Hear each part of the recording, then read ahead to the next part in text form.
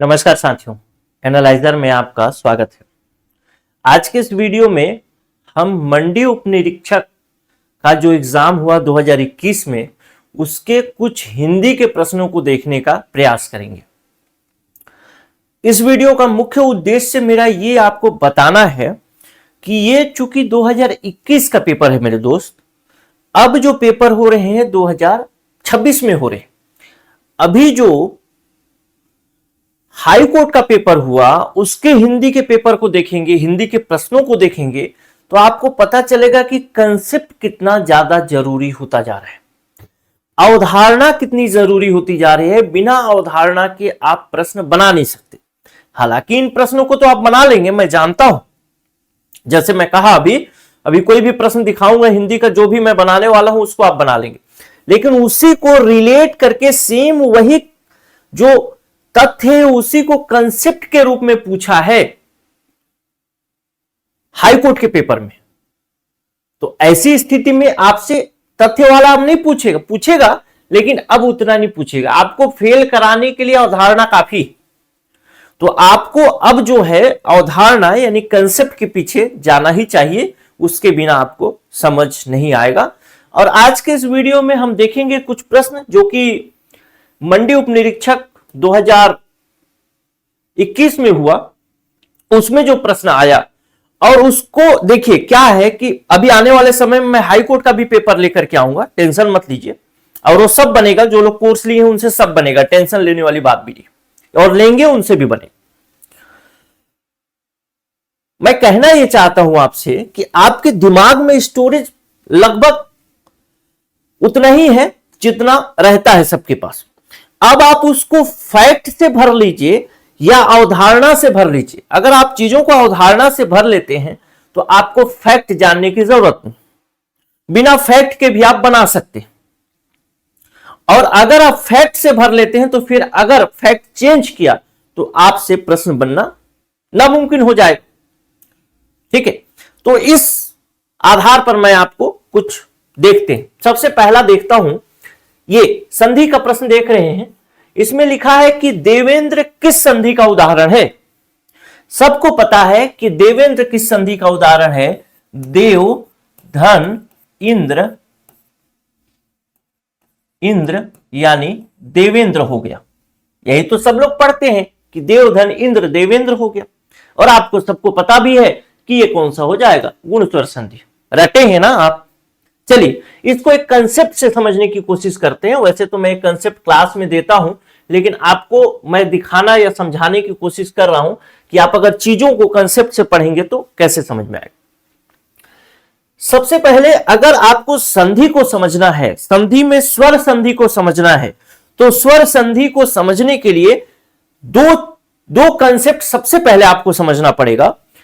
पहला कंसेप्ट जिसको आप कहते हैं मूल स्वर, मूल स्वर। और दूसरा कंसेप्ट जिसको आप कहेंगे संयुक्त स्वर। मूल स्वर और संयुक्त स्वर में अब देखिए, अगर ये चीज देख लिया आपने, जान लिया, स्वर संधि का कोई भी प्रश्न आएगा आपको कोई उदाहरण याद करने की जरूरत ही नहीं, बस आपसे बनेगा ही बनेगा। 100% कह सकता हूं। कहोगे तो लिख के दे दूंगा किसी स्टाम्प में, ठीक, रखे रहना। नहीं बना सर मेरा प्रश्न, ये कंसेप्ट याद रखो, हर प्रश्न बनेगा। जो चीजें मैंने बताया, मूल स्वर और संयुक्त स्वर। मूल स्वर में कौन कौन से हैं? तो सबसे पहला अ है, दूसरा आ है, तीसरा छोटी ई है, चौथा बड़ी ई है, अगला छोटा ऊ है, और फिर बड़ा ऊ है। इसके अलावा एक और जिसको आप मूल स्वर में लेते हैं वो है री। ठीक, टोटल मूल स्वरों की बात करूं तो 1 2 3 4 5 6 7, टोटल स्वर कितने हैं? 11।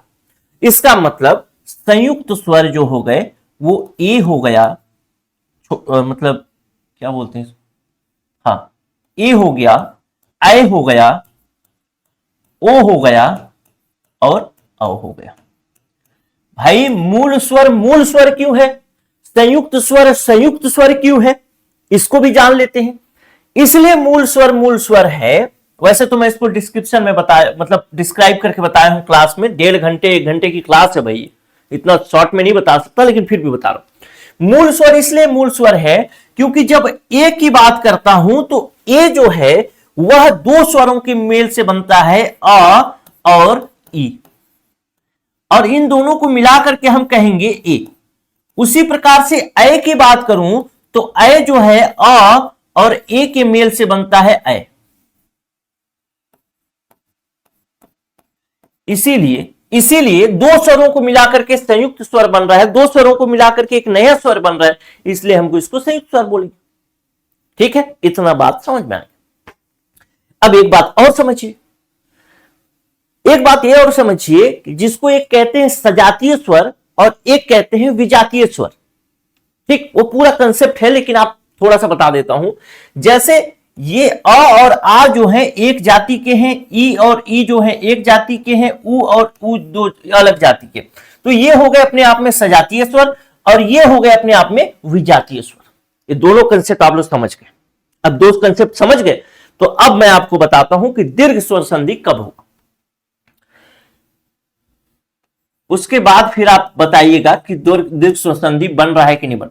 दीर्घ स्वर संधि कहने का मतलब है कि जब दोनों मिलेंगे तो एक दीर्घ मात्रा उत्पन्न होगी, बड़ी मात्रा उत्पन्न होगी, जैसे आ की मात्रा होगी, जैसे छोटी की मात्रा, बड़ी की मात्रा होगी, जैसे बड़ा ऊ का मात्रा होगा। तो मुख्य रूप से दीर्घ स्वर में हम मूल स्वरों को लेते हैं, यानी दो सजातीय मूल स्वर,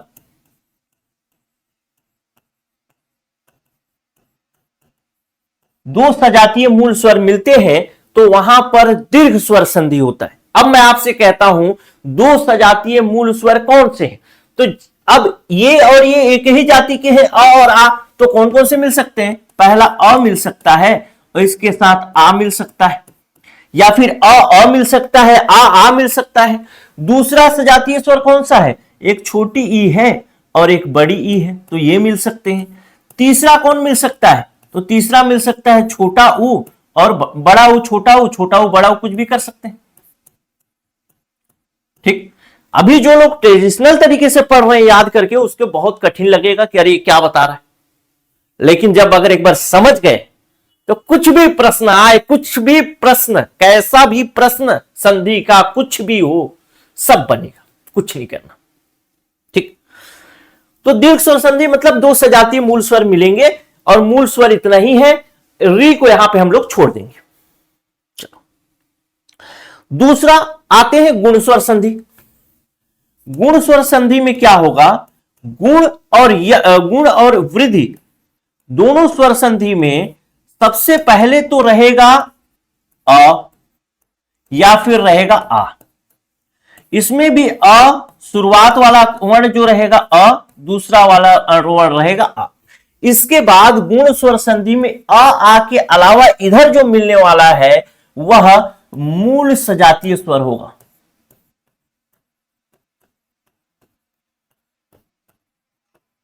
और इसके साथ इसमें एक चीज और ऐड होगा, री, क्योंकि री ऊपर में छूट गया। ठीक, मूल सजातीय स्वर होगा तो होगा गुण। फिर वृद्धि क्या होगा? तो वृद्धि कहेंगे कि आ के बाद जब संयुक्त स्वर आता है तो वहां पर हो जाएगा वृद्धि। कहीं पर भी आप देखिएगा यही फॉर्मूला काम करेगा। तो अब देखिए, हम लोग एक बार यहां पर दो मूल को जोड़ करके देख लिए, फिर यहां पर आ के बाद मूल देख लिए। अब इस मूल को आगे ले आता हूं, यानी पहले मूल सजातीय स्वर ले आता हूं और उसके बाद आ ले आता हूं। तो ले आता हूं तो मैं इसको लिख दूंगा यण। यण में क्या करूंगा? पहले ले आऊंगा मूल सजातीय स्वर,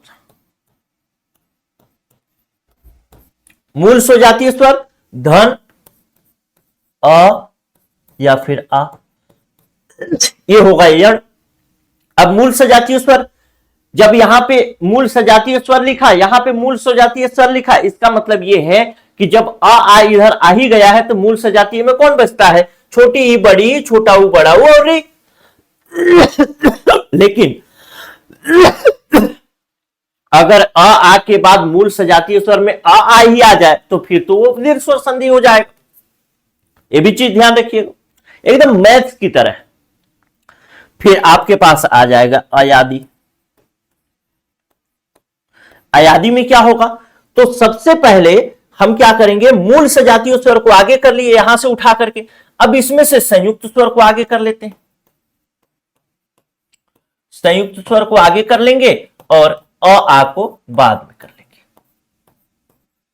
तो ये बन गया अयादी। बस इतना ही सिंपल है। शुरू में सजातीय सजातीय जोड़ दो, मूल सजातीय जोड़ो, दूसरा में आ के बाद मूल सजातीय जोड़ो, तीसरा में आ के बाद संयुक्त जोड़ो, चौथा में मूल सजातीय पहले करो फिर आ करो, और पांचवा में पहले संयुक्त करो फिर आगे आ कर दो। बस इतना ही सा कंसेप्ट है पूरे स्वर संधि और स्वर संधि के प्रकार का, सीधा सीधा इतना ही सा कंसेप्ट है। बस इतना कंसेप्ट में पूरा ही प्रश्न बनेगा आपसे। लेकिन हां ध्यान रखिएगा, चूंकि ये 1.5 घंटे 2 घंटे की क्लास में इसको पढ़ाया हूं, तो सारे कंसेप्ट अभी आपको नहीं बता पाया हूं, ये भी बात है ईमानदारी से।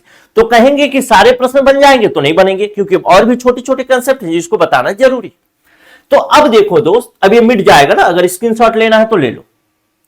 चलो अब आगे चलता हूं, बैक करके स्क्रीनशॉट ले लेना। चलो अब आगे चलता हूं। अब आपसे मैं पूछता हूं कि देवेंद्र किस संधि का उदाहरण है। तो आप देख रहे हैं कि देवेंद्र में पहला देव अगर लिखता हूं देव, तो यहां पे आ रहा है और यहां पे ई आ रहा है, यानी इसका मतलब यह है कि पहले आया है अ और उसके बाद आया है ई, यानी ये कौन सा है, मूल सजातीय स्वर है। और मूल स्वर है, आ के बाद कोई मूल स्वर आया यानी ई आया, इसका मतलब कौन सा हो जाएगा, गुण स्वर संधि हो जाएगा। अगर यहां पे अ के बाद कोई ओ आ जाता या फिर औ आ जाता या फिर ए आ जाता या फिर ए आ जाता, तो क्या हो जाता, वो भी सोच के देखिए। अभी बताया है मैंने कि जब आ के बाद क्या आ जाएगा, कोई संयुक्त स्वर आया, इसका मतलब क्या हो जाएगा, वृद्धि स्वर संधि हो जाएगा। ठीक, तो हर चीज को आपको समझना पड़ेगा।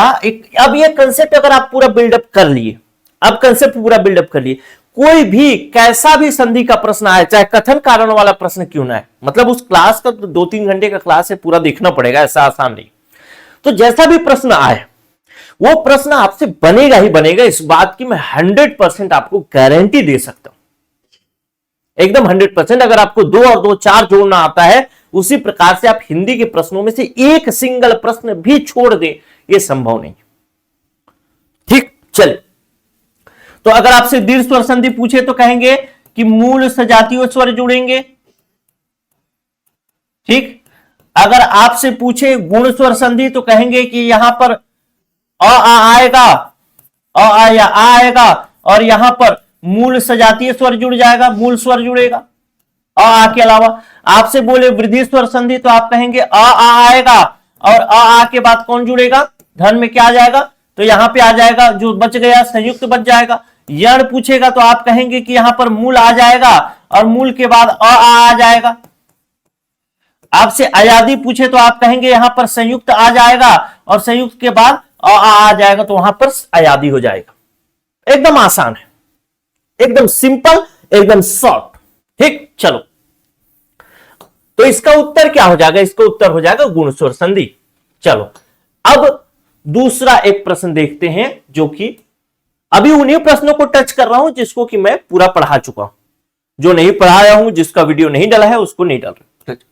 अब अगला प्रश्न देखते हैं। जैसे सर्वनामिक विशेषण में कितने भेद होते हैं, अब इसको मैं तो बता दे रहा हूं, अभी इसका उत्तर होगा 2। और पहला होता है जिसको कहा जाता है मूल, और दूसरा होता है जिसको कहा जाता है संयुक्त। संयुक्त में यौगिक, यौगिक कहा जाता है, मूल और यौगिक। लेकिन मूल क्या होता है, यौगिक क्या होता है, इसके बारे में पूरा कंसेप्ट पढ़ना पड़ेगा, ताकि ऐसा नहीं कि ये तो पूछ दिया बन गया, कोई दिक्कत नहीं है। लेकिन आने वाले समय में मैंने बताया, अभी हाई कोर्ट का एग्जाम हुआ, उसमें कितना टफ पूछ रहा है। अगला प्रश्न देखते हैं। जैसे द्विकर्मक क्रिया में कितने कर्म होते हैं, तो मुख्य रूप से द्विकर्मक क्रिया की जब मैं बात करता हूं तो इसमें 2 कर्म होते हैं। एक कर्म जो होता है जिसको हम कहते हैं गौण कर्म, और दूसरा कर्म जिसको कहते हैं मुख्य कर्म। गौण कर्म की क्या खासियत होती है? तो ये हमेशा क्रिया से दूर रहता है और इसके साथ विभक्ति का भी प्रयोग होता है, जबकि मुख्य कर्म क्या होगा? तो क्रिया के पास रहेगा, तो उसको हम कहेंगे मुख्य कर्म। अब इसको पहचानते कैसे हैं? गौण कर्म की क्या विशेषता है, कैसे बनता है, ये सब कंसेप्ट वाले क्लास में मैंने बताया कि बहुत तुरंत में ये नहीं बन सकता। पूरा कंसेप्ट अगर 1 घंटे में पढ़ाया हूं तो आप कहेंगे 5 मिनट में बताओ, तो नहीं पढ़ा।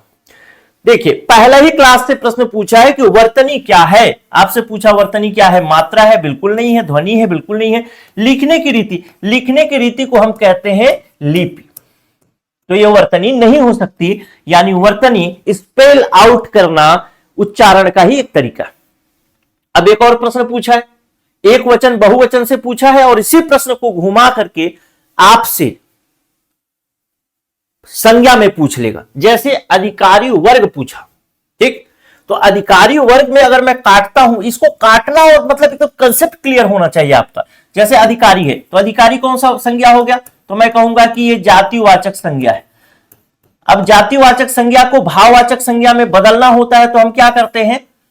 जातिवाचक संज्ञा को दूसरे संज्ञा में, समूहवाचक संज्ञा में बदलना होता है तो हम क्या करते हैं? वर्ग या फिर कुछ और भी लगाते हैं। बहुत सारी कंसेप्ट इसमें है, 8-10 कंसेप्ट है, जिसको पढ़ लेंगे तो ठीक।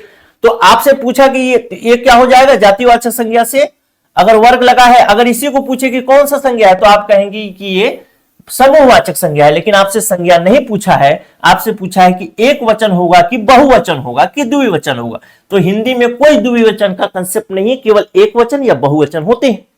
वो संस्कृत में होता होगा, तो हमारा क्या हो जाएगा? ये हो जाएगा बहुवचन। यानी अधिकारी जो है एक वचन का शब्द होगा, जातिवाचक संज्ञा होगी, और अधिकारी वर्ग बहुवचन का संज्ञा होगा और क्या बोलते हैं, समूहवाचक संज्ञा होगी। तो इस प्रकार से अभी आने वाले समय में आपको मैं पूरा कंसेप्ट वाला बताऊंगा, तो कंसेप्ट वाले में भी आपको समझ में आएगा कि इसको कंसेप्ट मतलब कंसेप्ट वाला क्वेश्चन लेकर के आऊंगा। बाकी मेन कंसेप्ट तो क्लास में ही आपको मिलेगा। देखिए, क्लास के बारे में भी आपको बता देता हूं कि मंडी उप निरीक्षक के लिए एक नया बैच हमारा शुरू हो रहा है। तो अगर आप चाहें तो इस न्यू बैच में एडमिशन ले सकते हैं। ध्यान रखिएगा, चूंकि हमारा पूरा का पूरा फोकस जो है वो है अवधारणा पे, मतलब फैक्ट पर भी है। अब देखिए, संधि का कोई प्रश्न आए आपसे, आप क्या कोई प्रश्न होगा, केवल वही 5 कंसेप्ट, मतलब 3 कंसेप्ट आपको अगर पता है, मूल स्वर, संयुक्त स्वर और सजातीय स्वर, ये 3 कंसेप्ट आपको पता है, कोई भी प्रश्न आपसे नहीं छूटेगा।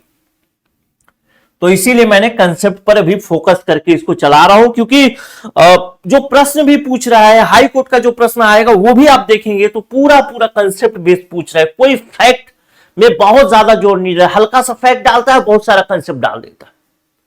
अब यही कंसेप्ट जो बताया, यही कंसेप्ट आपसे पूछ लेगा कि पहले मूल स्वर आएगा, पहले संयुक्त स्वर आएगा, क्या हो, या फिर बढ़ते क्रम में सजाओ, घटते क्रम में सजाओ कि पहले मूल स्वर आएगा, संयुक्त स्वर आएगा, बड़ा स्वर आएगा, छोटा स्वर आएगा, दीर्घ आएगा, हर्ष आएगा, ऐसा पूछ ले। तो वैसी स्थिति में कहीं पर भी आप चकराए नहीं, ठीक। तो ये न्यू बैच शुरू हो रहा है और इसमें आपको दोनों चीजें मिलेंगी, यानी एक तो रहेगा वीडियो क्लास पूरा पूरा, और साथ ही साथ आपको इसका पीडीएफ भी मिलेगा।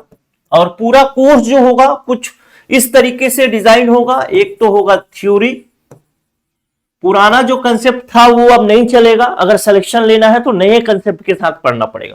दूसरा होगा जिसको हम कहेंगे माइंड मैप।